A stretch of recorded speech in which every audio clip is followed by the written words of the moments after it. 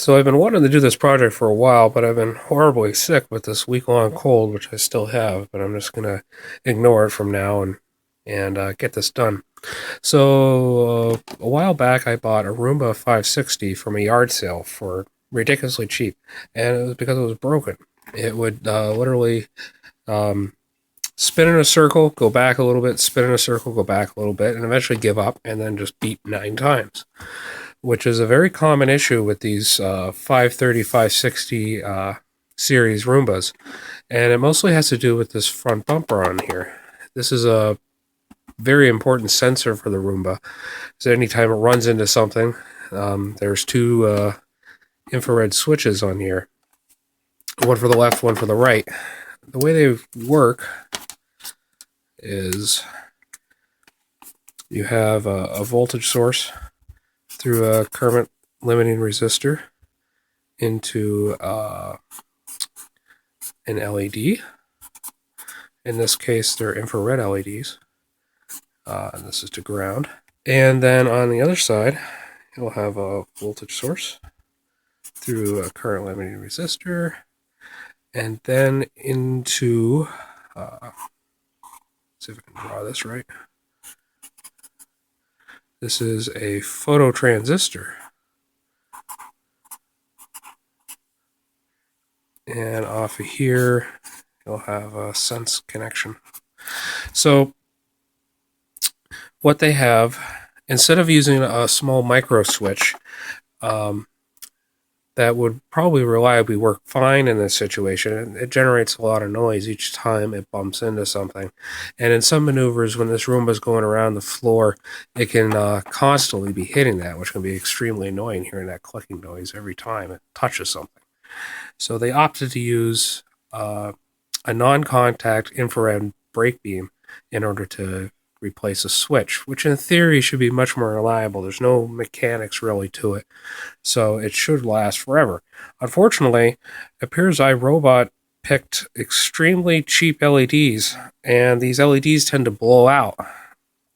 So inside this housing, which we'll break down into, there will be these two components, the infrared LED and the infrared phototransistor, and then an arm that has a little window in it. And that little window, let me see if I can remember this. When it's not being hit, that window will line up and the LED will shine and hit this phototransistor, turn this on, and then the sense will see actually ground. When it bumps into something, you're going to see the window block the LED, and then you're going to see the sense is going to hit high voltage. So since that LED dies, that essentially means that it looks like the bumper is always being hit, and that's why it always ends up going backwards a little bit, because this thing is running into something. Every time it moves, it keeps hitting the same thing. So we can demonstrate this. We can put this into test mode. Let me see if I remember how to do this. Hold clean and dock, and hit spot 3 times. So this is automatic mode. I'm going to turn the lights off so you can see the LEDs. So I'm going to hit, I think it's dock, to go to the next test. And the dirt detect light blinks for which test you're on. So this is the second test. And the spotlight is, I think, the left sensor, and the dock light is the right sensor. So if you push the right button, the right bumper, dock light lights up. But the left one's dead, so it's staying on continuously. So we're going to tear this guy apart and repair that, because I did this for my 560 and I liked it so much that I decided to get a second one for the upstairs. And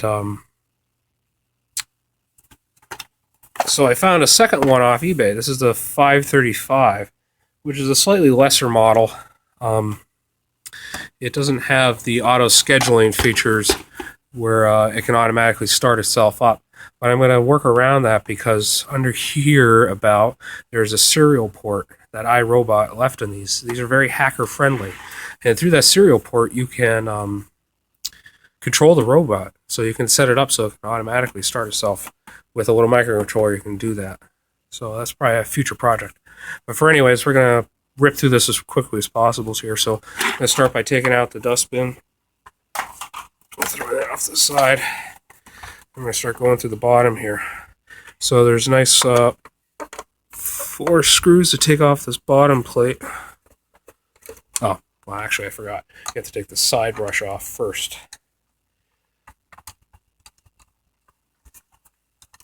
One annoying thing.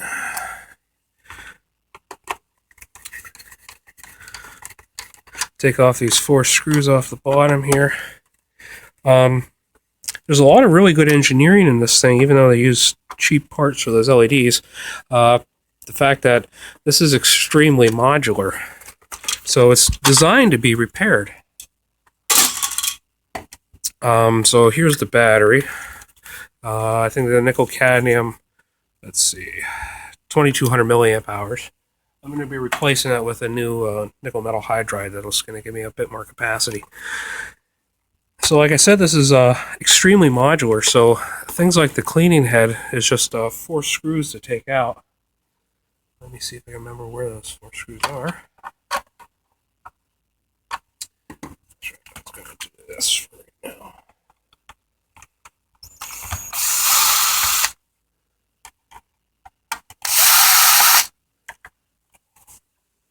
Sorry, I'm working around the camera.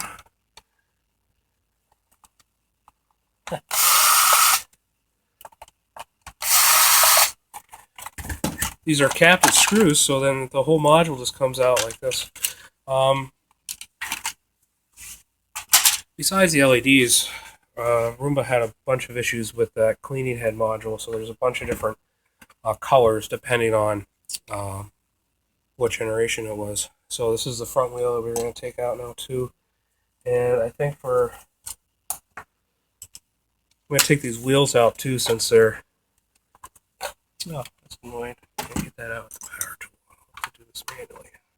I'm going to take out the left and right motors, wheel motors,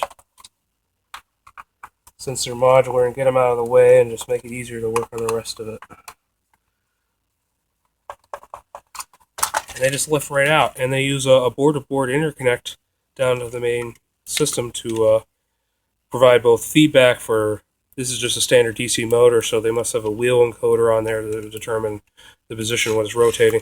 Then they also have a micro switch inside so they can tell when it's been lifted up. So the fact that these are super modular is very nice. Makes it really easy to repair it if you ever need to.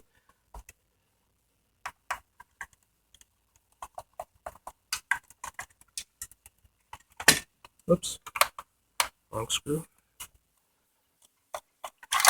So both these come out. Put those off to the side for now, and I'm going to take out this side motor here since I'm here. So there's 2 screws for that, and then they just use some spring contacts down there to drive this. Alright. So that's already the bulk of it. One thing we probably can take off, which I have another screwdriver for, is this top plate.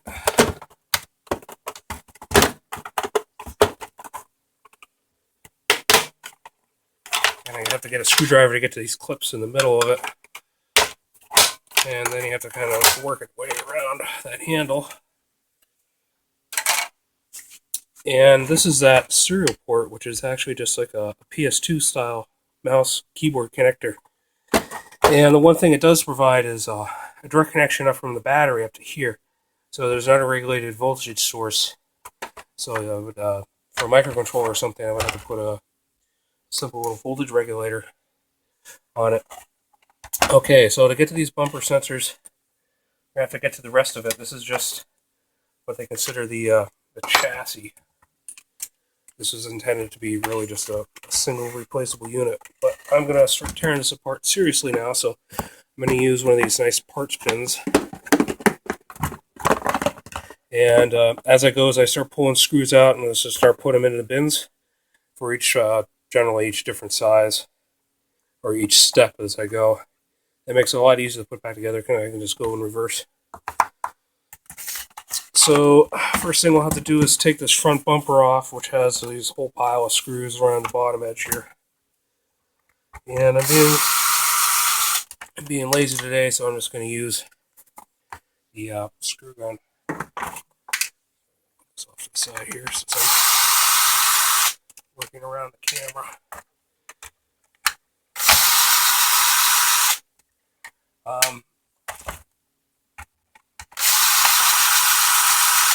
When I saw this Roomba, my Roomba 560 in the garage sale, I never really thought about getting a Roomba before because they always seemed like, the rich man's toy.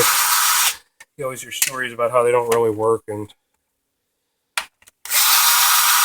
they're very expensive. But if you can find one of these used broken ones for $50, absolutely go and do it. This one I picked up off eBay for $50, delivered to my door, and it actually came with all the accessories, so the base station and a virtual wall, which made the price worth it. But since I got that one off at the garage sale, I started using it. I have a cat here, so she likes to shed a lot of hair, and it's amazing how much it actually picks up. It's actually kind of stunning. It fills that whole dustbin in 2 days. So I've become a huge fan of these things. Alright, so now we're going to lift this front of the bumper off, and we have to take these 2 screws out. These are for the omnidirectional infrared sender I think this both sends and receives. This uses the iRobot uses this to communicate between the virtual walls and the base station, and also find virtual walls and base station. So we take those 2 screws off, and the lens comes out of this front bumper. This front bumper is actually has a series of infrared transparent windows going around on the inside of it.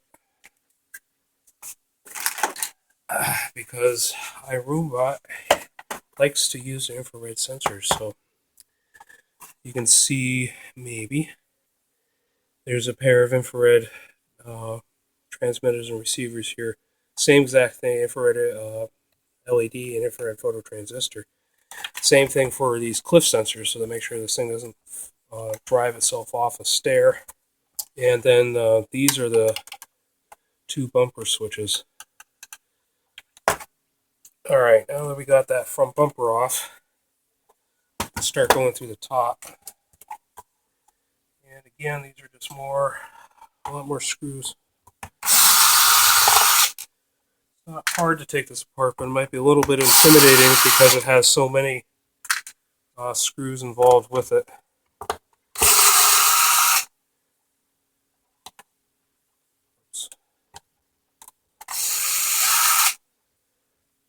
So like I said, I like my 560 running on my first floor of my house, which I have a mix of carpet, hardwood, and tile. I liked it so much, I decided I wanted to get a second one for upstairs, which has a mix of hardwood and carpet.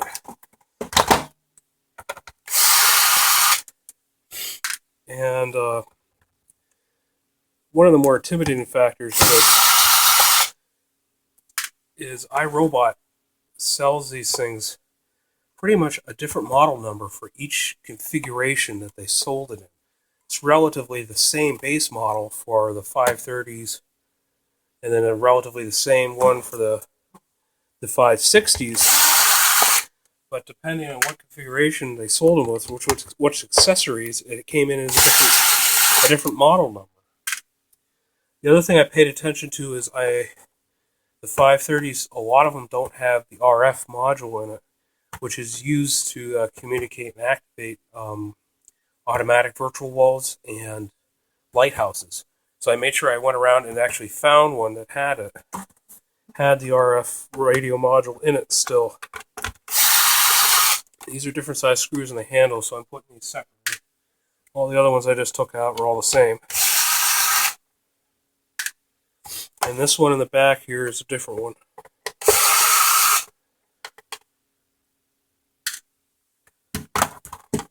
So the handle should kind of come out, lift out of the way, put that off to the side.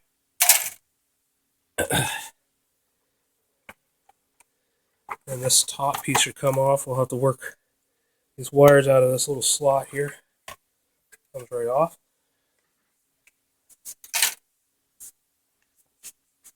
Now, depending on the models, I think my 560 did this center section a little bit differently than these 530s. 530s, once you take the top off, it just comes right out. But the 560s, I think, had an extra screw or two underneath this. Then, yeah, see, there's just one extra screw. This is a little bit differently than my 560 that I remember. So I take this one screws on this extra post, and I'll try and remember it's this one over here. Set that off to the side. Then this is a plastic sheet designed to, actually, this does serve a purpose because of any liquids accidentally drop on here. The sheet's designed to try and guide the liquids out of the way, which was actually an issue with my 560. It looks like somebody dropped some chocolate milk in the middle of it. I'm trying not to forget to put that back in. Alright, so the switches are still under here. So to get to them, we have to take the motherboard off. So before I unscrew any of the motherboard, I'm going to disconnect these three connectors in the back. This small one, I can't remember what the small one was for. Yeah, I can't remember what the small one was for. Oh, okay. Never mind. This small connector off to the side is powering the vacuum fan out of the dustbin. This big connector is to the power jack that's off to the side here. And then this connector is for a speaker that's underneath here. And this definitely has the RF module. This is an optional component that in the later series of these, like the 530s and 560s, they started to remove in order to reduce the cost. And now we're going to start removing screws from the motherboard. I think there was about 6 of them.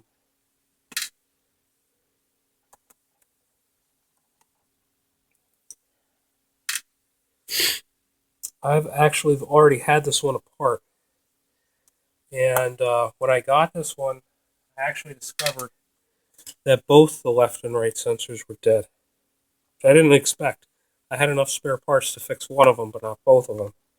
So I opted to take it all apart, clean it, fix the one sensor, and then order new parts. And once I got the new parts in, then I knew I could make a video for it. So I think that's all the screws. It is. So I can start to lift this motherboard off, and this is also going to bring out this sensor bar.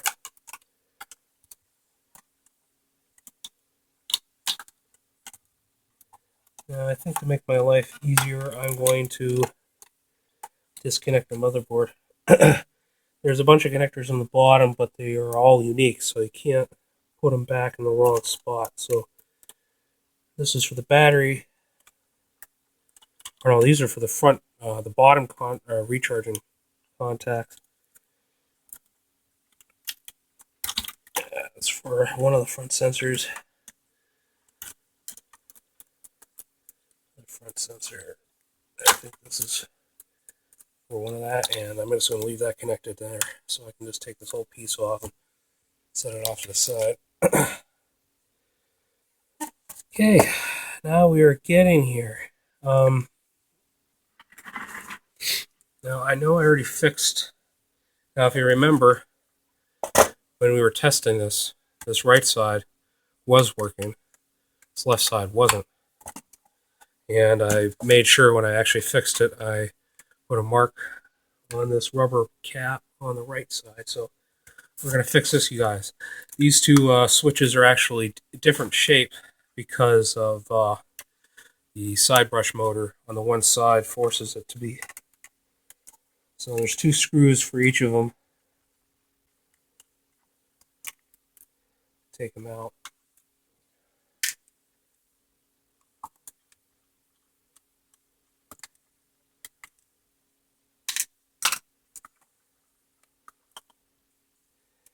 Alright, so now we're getting into the fun parts. Now we gotta take this thing apart.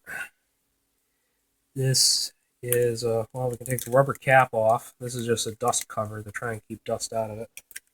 And light.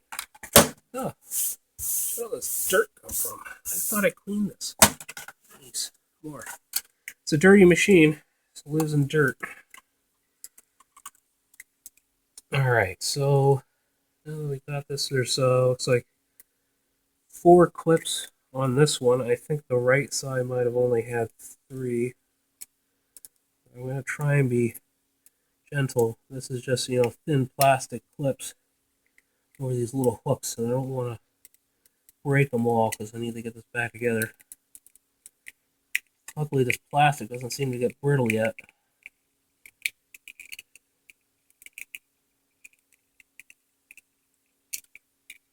Okay, that's 2.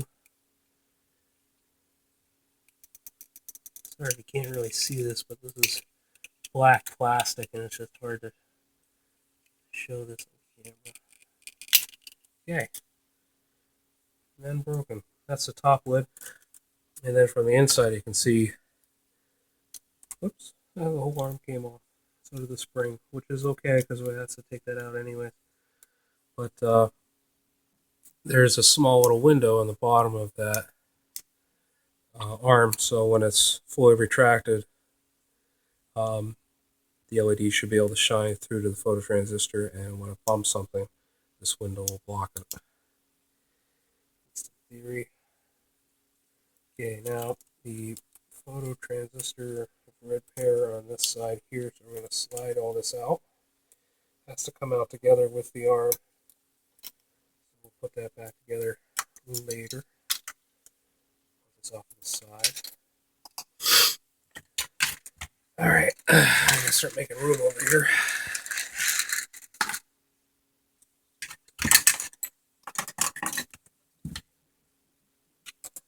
Okay, because we're going to have to take these little red LEDs out of here. So, in this sensor board then, it's hard to show you, but it has this little plastic cover over it. So we can unsnap this from the PCB.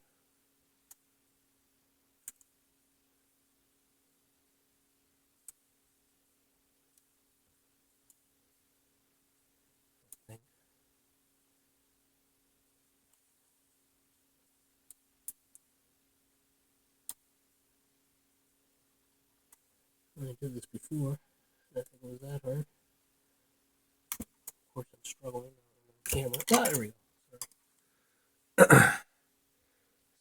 Cover.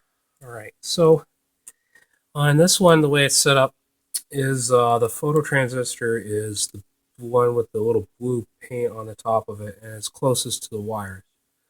The infrared LED is then the one on the opposite side. Now, what I opted to do was go to SparkFun and order these LEDs. These are, I think, light-on parts. Let me get the exact part numbers.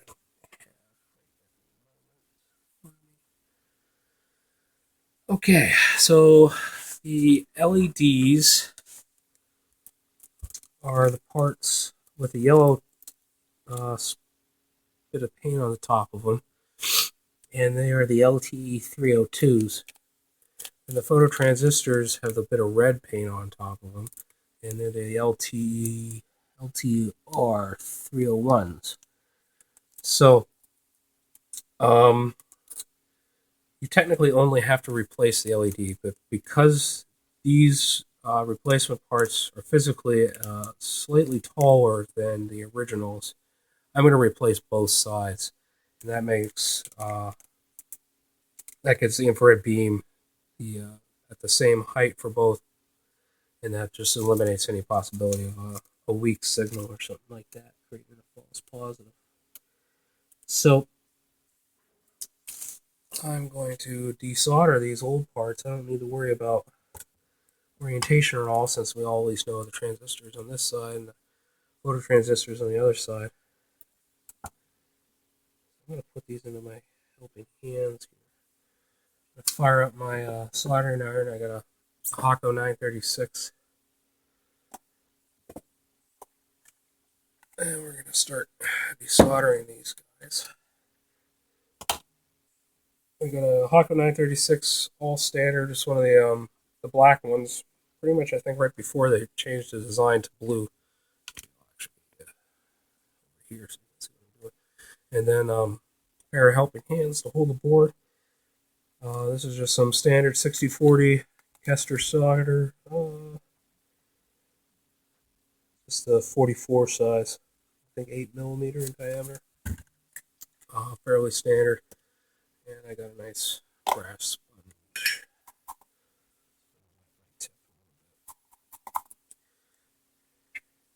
And I'm going to use a solder vacuum pump I bought from Radio Shack, and it's still around years ago. Just going to heat up the solder joint and then use the vacuum pump to clean out the hole. Now that actually, phototransistor just fell right out. So this guy is the dead guy. And I'm just going to make sure that those holes are nice and clean, which they are. Don't have to worry about trying to clean those out anymore. Do the transistor in.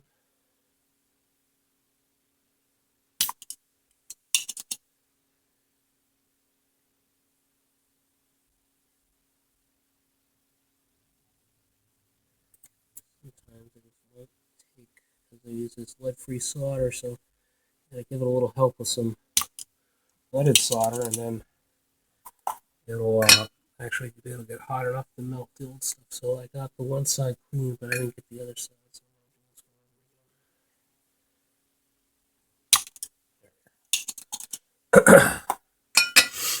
sorry for all the sniffling and sneezing. I am still very sick. Okay, so that's the phototransistor. That fell out on its own too, so very convenient. Alright, let's see. I need one of each out of my little baggies here. I bought extras since, just in case I came across another one of these, I would actually have parts to fix it. Okay, so yellow, which is, if I remember right, is the transistor, or the LED. Red is the transistor. Okay, so I'm going to put these back through the board. Now these are side emitting and side receiving, so it might be really hard to see. I don't know if it'll even focus at that. But there's a small dome on the side that is the business side. So that is this for the transistor, that is the side receiving. Put it back to the top hole of this PCB. I'm going to bend the LED, the leads out so it holds it for me. Photo LED, it's the same business, so we're going to put this off to the side so that it is facing the phototransistor. Okay, now it goes back in there.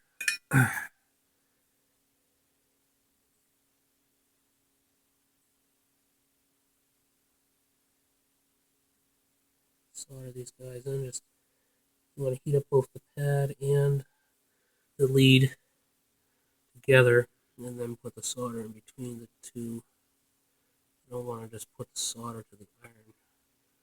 It'll create a weak joint.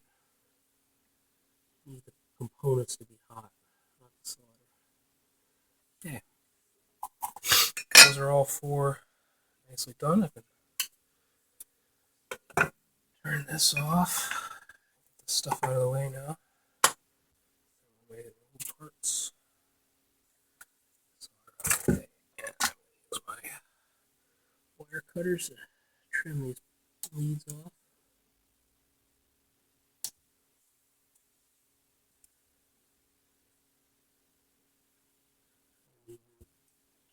Cutters are a little bit dull at the end.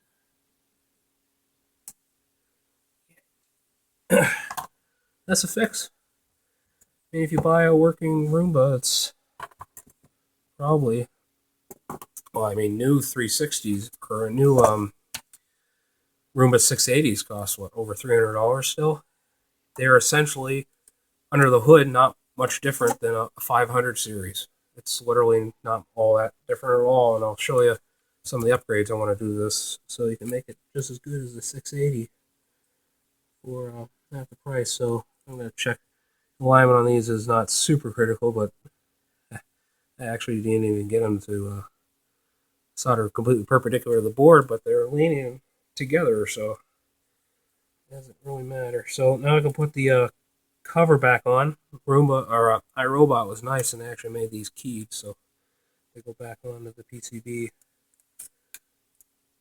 very easily, and that is fixed. Now we're going to put this thing back together. Alright, so let's bring it out of the way. So we got to put this sensor board back in it with the arm at the same time. So this has to slide down into the chassis. And we have the arm with this rod to pivot on. Now to get the spring on, it's a little annoying small spring, nice little hook. And to get it over the post, I'm going to use this small little screwdriver here. I'm going to put the screwdriver through the other end of the spring and then put the screwdriver on top of that post. And when you get it just over enough, you can just lean it far enough down and the spring will actually slide down the screwdriver and then over the post and put itself back in position for you. Okay. Whoops. Play with it too much and it falls apart. Okay, now we can put the cover back on. And I gotta be careful to try not to break the plastic again. Like I said, you don't want to keep doing this because eventually that plastic will probably break on you, and then you'll have to probably glue or tape the case back together. But that's it. Working good. I'm gonna put the dust cover back on.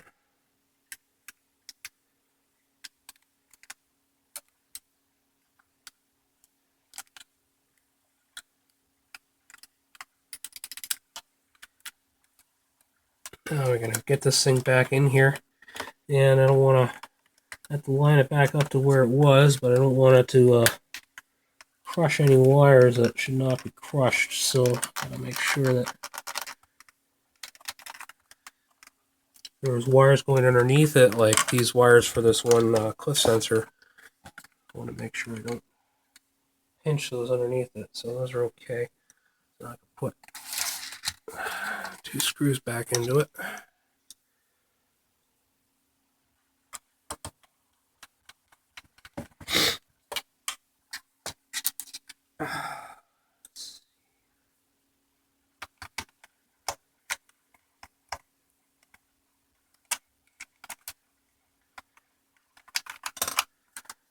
Okay, that's good. Now we're ready to start going in reverse. I'm gonna put the motherboard back on.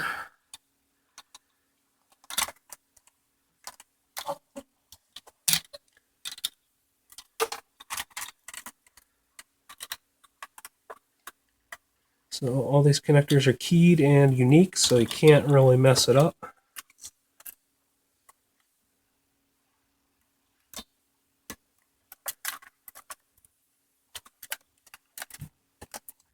Unless you forget what one of the wires are. Oh, it's this one.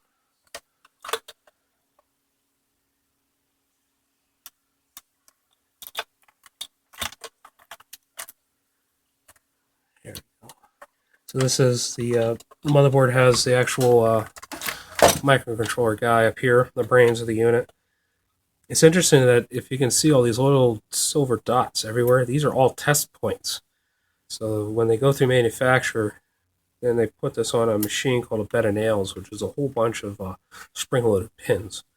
And each one of those pins then hit one of these test points, and it goes through a whole different series of tests to make sure that all the solder joints for all the components on this other side are all completely working. This motherboard also has all the H-bridge drivers for controlling the motors, so they can go forward and reverse on each one of them. Alright, so now we got those connectors back together. Enough BSing, let's try and get this in here. Alright. So this plastic sensor bar is a little bit of a pain because you have to kind of get it down over like these sections here, and it has to slide down in here. So it's meant to be replaceable, but it is fidgety to get back in because you don't want to pinch any of the wires.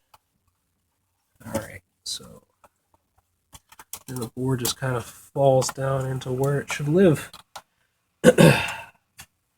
Sure none of those are pinching. Switches are still free. Good. Alright, and we're going to put those motherboard screws back in. Let's see if I can remember where they went.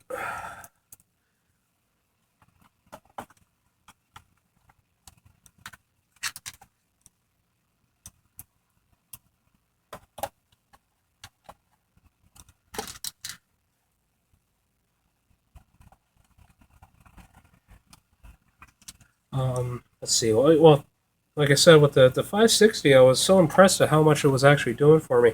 There are limitations to this thing. I mean, it is a dirty machine. It is living in dirt, so it requires some cleaning. It's definitely requires maintenance.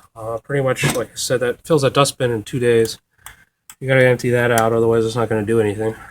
And reconnect all these connectors up here, same position where they were. And I think there was, this guy was on this connector, I think, this post.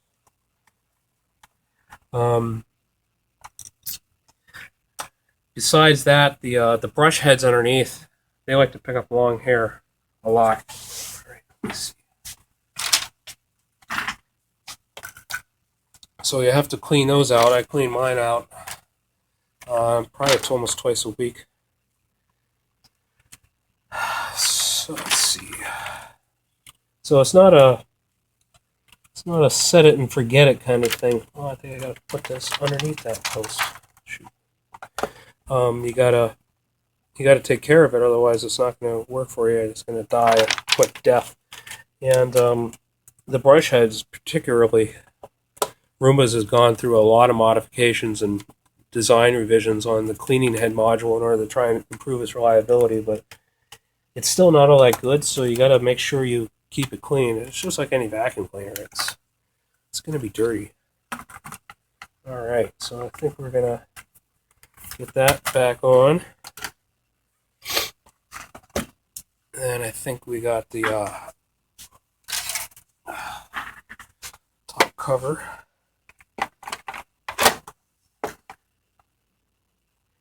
Put the omnidirectional sensor back through. And where's the handle?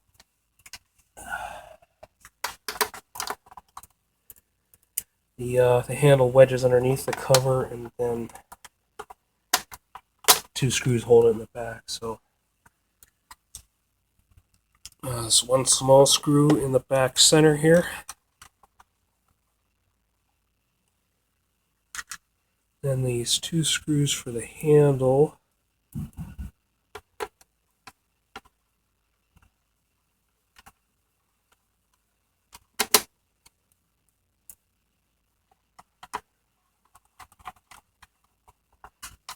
And the rest of them are just, I'm actually going to use the drill, and I'm going to set the torque down to something reasonable. I'm going to strip out all these plastic screws. I'm going to put these all in with disc since it's a lot of screws. Turn it down to 3.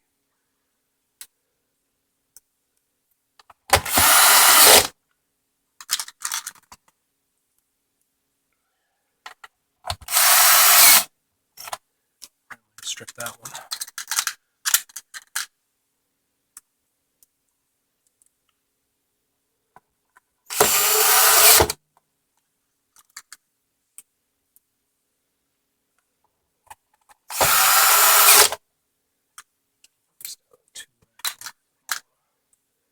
are just plastic. I don't want to do anything dangerous.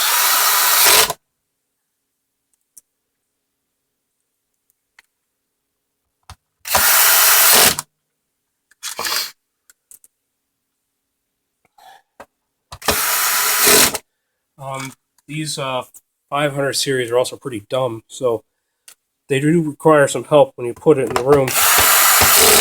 So Roomba makes virtual walls to try and keep it out of places where you don't want it to be. Like for Christmas, I put one in front of the Christmas tree so it doesn't try and eat any of the presents. But also, you have something like, we have a chair that it likes to get stuck on where it'll ride up onto a metal bar and then just kind of teeter-totters there and it can't get off and it just gives up. So I put a virtual wall in front of that chair so it doesn't go near it. And if you have stuff laying on the ground, like, let's see. You have stuff laying on the ground like socks or any kind of clothing, it'll try and eat that too. So part of my morning routine is I kind of just go around and make sure that there's nothing obviously laying on the floor that I don't want the Roomba to get into. So to put this front bumper back on, we gotta flip this guy over and reattach this front sensor. Very annoying. Actually, he goes into this lens, which goes like that. The lens comes down like that. We got two separate little screws here.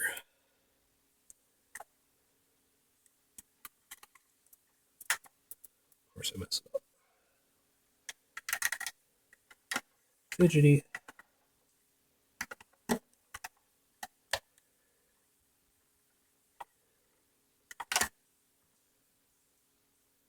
And the other thing was like my dining room table.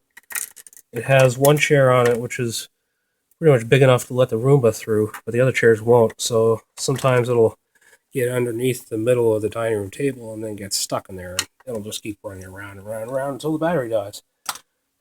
And it doesn't really, it's not all that efficient if it keeps doing that. So I make sure to move one of the chairs out enough so it can get out.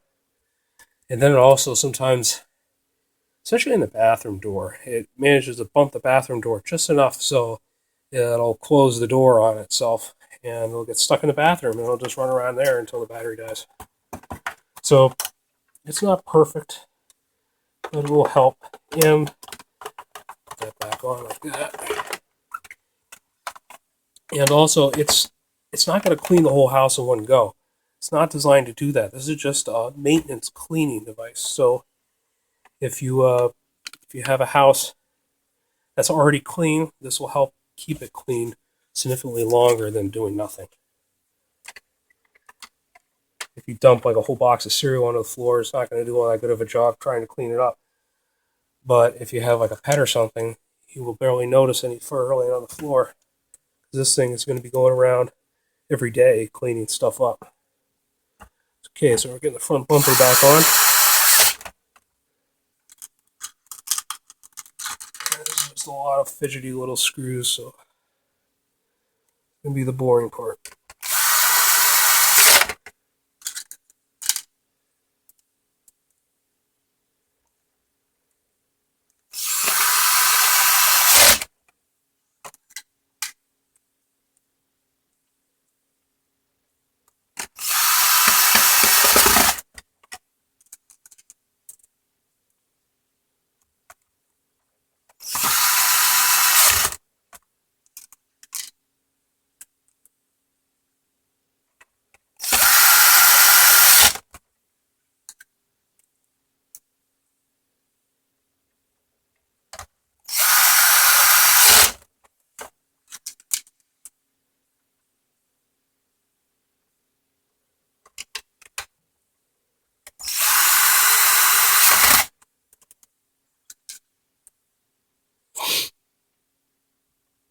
It also won't hit everything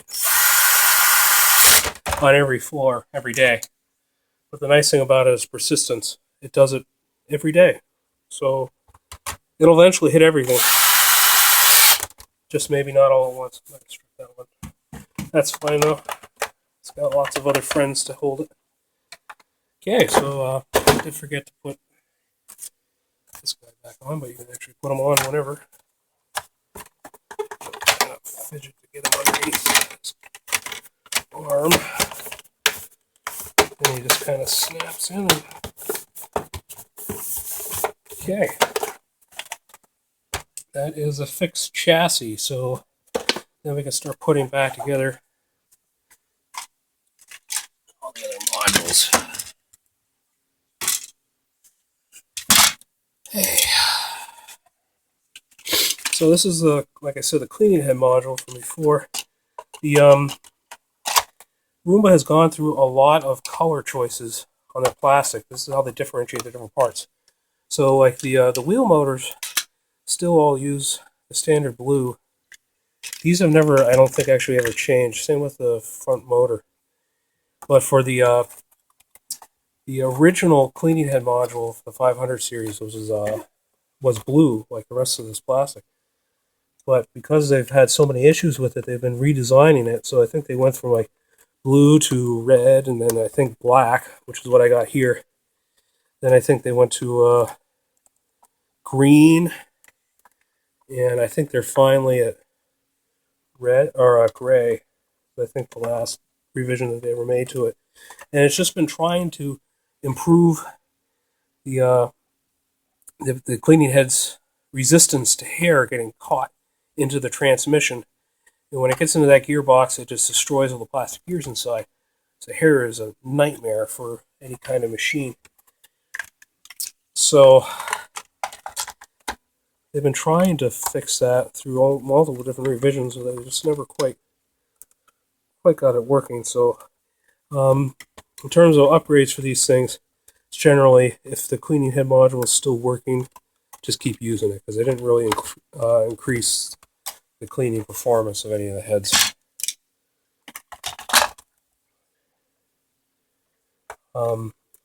But there's lots of additional batteries available.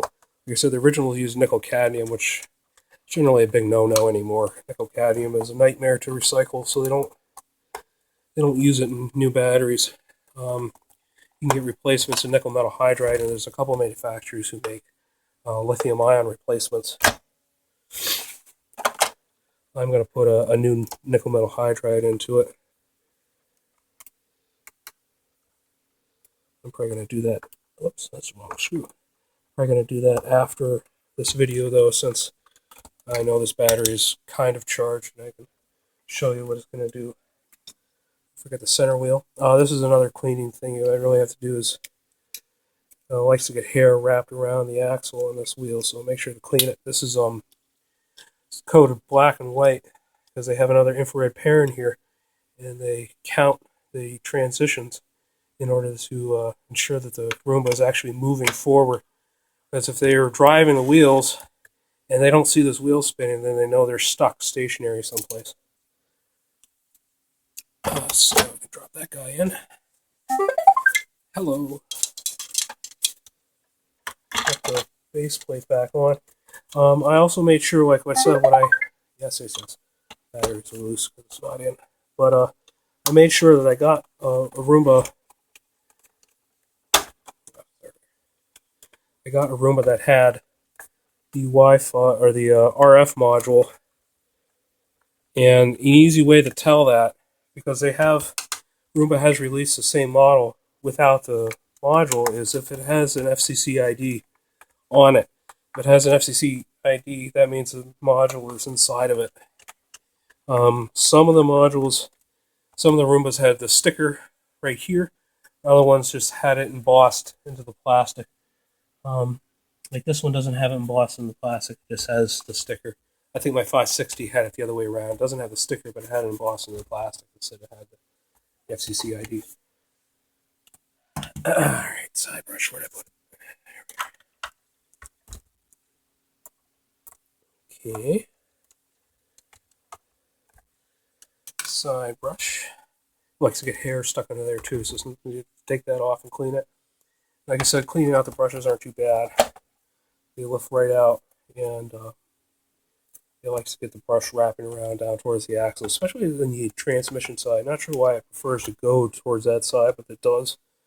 And make sure to clean out those hairs because those will get in there and destroy the transmission. And then this is the original cleaning bin, which I don't know what quite they were thinking, but the principle was the brushes pull dust and debris and hair up through here, comes out the back, and then by the good graces of the dirt, it'll come up and land into this top bin and stay there. By it's good graces. It's good dirt. It'll stay up there, and then underneath here they have this slit of rubber here that actually is under vacuum. It gets air pulled through here, goes through this crazy filter thing, and then out the fan in the back. So debris was supposed to land up here, and then dust was supposed to be filtered down through here. This might be a better design for like hardwood floors, but in reality, it just doesn't work all that well. So let me show you. The big improvement to do is to get one of these new Aerovac bins that they released. They put these on the Pet series versions of these Roombas, but they also have these on the 600 series. By default, all have these. I upgraded my 560 to this, and it was a huge improvement. But essentially, it's just one giant bin, and the fan is in the back, pulling a vacuum through this filter. So all the debris and dust just lands down into here, and you get the benefit of additional room for all your dirt, and the vacuum actually trying to keep the stuff in there.